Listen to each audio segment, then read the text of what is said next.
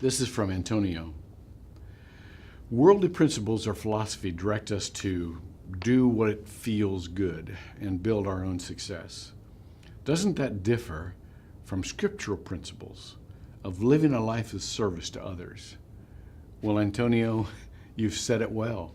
You've summed up the example of Jesus and the job of a disciple of Jesus to a T. In fact, in Philippians chapter 2, verses 6 and 7, it says in part, although he existed in the form of God, which means he had all the power of God and all the knowledge of God, he, Jesus, did not regard equality with God a thing to be grasped, but emptied himself, taking the form of a servant. As you well know, the philosophy of the world is this: seek whatever gratifies you for the moment, experience as little pain and hardship as you can, even if that means others will have to have pain and hardship because you didn't bear your part of the responsibility. And get all the things of the world that it deems important, money and fame and safety and ease.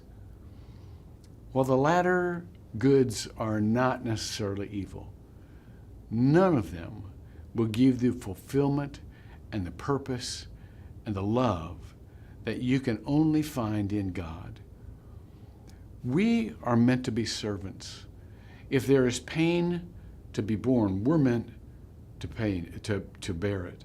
If there's a hardship to be carried, we're meant to carry it. That's why Jesus said, whoever would come after me, let him deny himself and take up his cross daily and follow me. There is a kind of fulfillment and purpose and love that you can find only when God says to you, as you enter into his presence, well done, good and faithful servant. Enter into the joy of your master. That's Matthew 25:23 and other passages as well. So joy isn't about what we have. Joy is about someone you love experiencing joy because of how you've served, how you considered them more important than yourself. By the way, you don't have to die physically to sense that message. Enter into the joy of your master. Well done, good and faithful servant. That message that comes from your Heavenly Father.